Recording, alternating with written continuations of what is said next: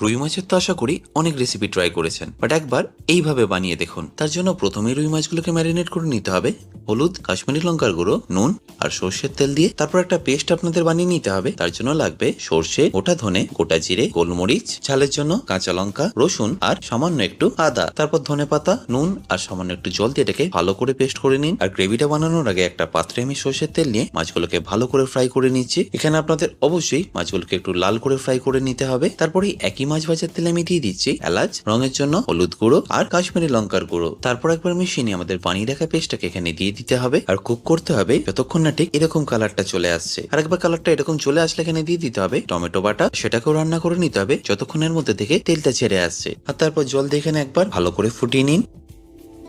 আর তারপর ফিনিশ করুন গরম মশলা, কাঁচা লঙ্কা আর ধনেপাতা দিয়ে। ব্যাস, তাহলেই রেডি রুই মাছের মশলা কারি।